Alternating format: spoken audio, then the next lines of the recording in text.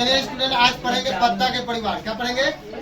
पत्ता के बारे में पूरा जानेंगे। पत्तियां क्या है, तो बताइए पत्तियां क्या है, किसी मालूम है इसमें से अभी? बताइए पत्तियां क्या है, डिफिनेशन बोलिए आप सभी लोग। अच्छा, जोर से बोलिए, जोर से बोलिए, पहुंचना चाहिए आवाज वहां तक लड़कों तक। बोलिए फिर से। पत्ती एक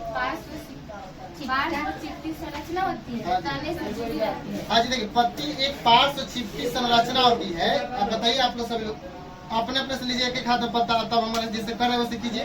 ये जो चिपटी संरचना है क्या है? हाँ, तो ये जो पार्श्व पत्ता जो एक चिपटी संरचना होती है, जो क्या होती है, किसी तने से जुड़ी रहती है। क्या होती है? तने से जुड़ी रहती है। दिखाइए आप, क्या है आपका पत्ता, दिखाइए तो। तना से जुड़ी रहती है। अच्छा, जहाँ जुड़ी रहती है वहाँ पर कक्षीय भाग से एक क्या होता है, वहाँ पर नए शाखा का जन्म देते हैं। देखिए एक पत्ता है यहाँ पर, एक ये पत्ता है, बड़ा सा लेर का पत्ता है जो हम देख रहे हैं यहाँ पर। पत्ता जो जुड़ा हुआ है वहाँ पर तने से जुड़ा, वहाँ से देखिए कक्षीय भाग से एक क्या निकल रहा है, शाखा, नए शाखा को जन्म ध्यान रखिएगा। और जो पत्ता होता है किसी भी पौधे का, पत्ता जो होता है क्या होता है, महत्वपूर्ण होता है। क्या होता है? अच्छा, क्यों महत्वपूर्ण होता है, कोई बताएगा?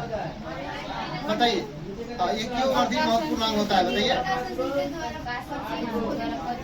जोर से बोलिए तब न सुनाया, बोलिए बात जोर से। एक साथ सब लोग बोल सकते हैं, बोलिए क्या दिक्कत है?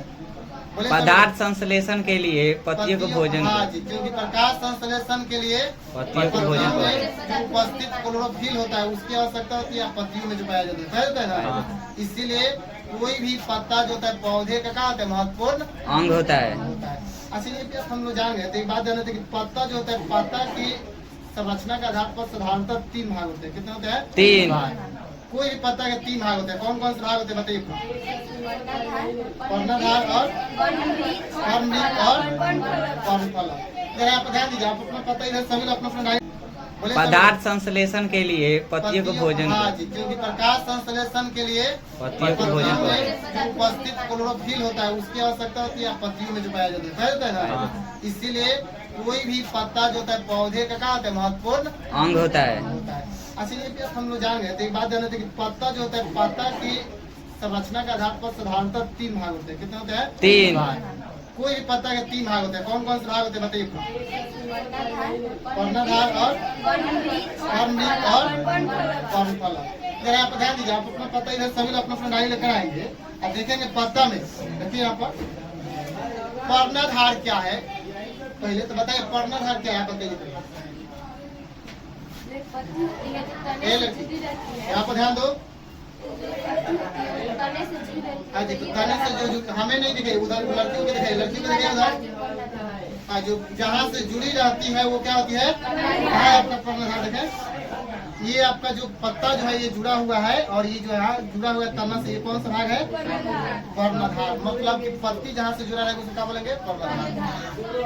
अब बताइए दूसरा भाग, पत्ती का कौन सा दूसरा भाग क्या होता है? पर्णवृत्त। पर्णवृत्त किसे कहते हैं बताइए? अब इसमें जरूरी कौन है, बताइए पर्णवृत्त कौन है इसमें, बताइए। यहाँ हमारे सामने पत्ती हुई है, पर्णवृत्त कौन है? यहाँ पता है, बताइए। बोलिए। नहीं, ये वाला भाग तो पर्णवृत्त, ये पर्णफलक या पटल कहलाता है, गलत है ना। पर्णवृत्त कौन सा है बताइए?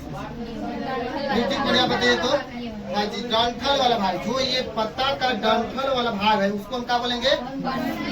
सामने देखिए, उधर सामने लड़कों सबके उद्देश्य से बताइए ये क्या है? इधर हो जी आप, तो ये क्या है? पर्णवृत्त। क्या है? तो ध्यान रखिए, पर्णधार पर जहाँ पर जुड़ा रहेगा उसको क्या बोलेंगे? पर्णधार।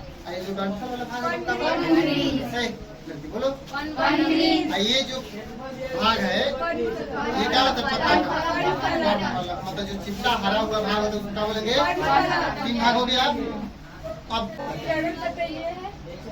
ये है कहने से मतलब कैसे हम समझेंगे, किसी को पता है बताइए? किसी डंठल में एक ही पत्ता होता है, एक ही पर्णफलक, एक ही पर्णफलक होता है। तो इसमें एक ही पर्णफलक है, इसको हम क्या बोलेंगे? क्या बोलेंगे? अच्छा, एक और चीज हम लोग को छूट रहा है, जो बताया था ये डंठल वाला भाग जो होता है क्या होता है? पर्णवृत्त होता है। क्या होता है? अच्छा, जिस पत्ते में ध्यान रखिएगा, जिस पत्ते में ये डंठल वाला भाग होता है उसको हम क्या बोलते हैं? संवृत्त बोलते हैं। क्या होता है? ये जो आपका पपीता का है, ये है, और उसके बाद ये है। ये आपको बता दें, ये जितने भी पत्ते हैं इसमें, ये सब कौन से पत्ता है, कोई बताएगा मुझे? हफ्ता ये अभी जितना लिया है सरल पत्ता है कि संयुक्त पत्ता है? संयुक्त पत्ता है। ये सब के सब क्या है? संयुक्त पत्ता। क्यों? क्योंकि इसमें कई गो पर्ण फलक है। कई गो पर्ण फलक है भाई? अनेकों पर्ण फलक है जो जहाँ तक अनगिनत बिंदु तक जुड़े हुए हैं, जुड़े है ना।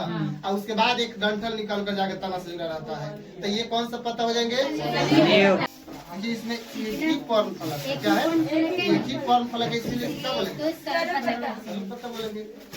अच्छा, संयुक्त पत्ता में आपको बताया था मैं, इस संयुक्त पत्ता में भी दो प्रकार के होते हैं। अंजलि कुमारी, आप संयुक्त पत्ता में दो प्रकार के होते हैं वो बताने का प्रयास कीजिए। यहाँ पर आपके सामने दोनों का एग्जाम्पल है, ये बताइए। हाँ। कौन कौन होते हैं जिस पत्ता में? हस्ताकार और पिच्छाकार। तो ये इसका मतलब सही बताइए। तो बताइए, आप एग्जाम्पल देकर दिखाइए मुझे पत्ता को दिखाइए। थोड़ा बढ़िया वाला पत्ता लीजिए, जो बड़ा हो लीजिए, हमारे पास है वो। अपने से लीजिए, अपने से लीजिए। एक इसको नीचे रख लीजिए, हटाइए। और आपके पास हस्ताकार, क्यों?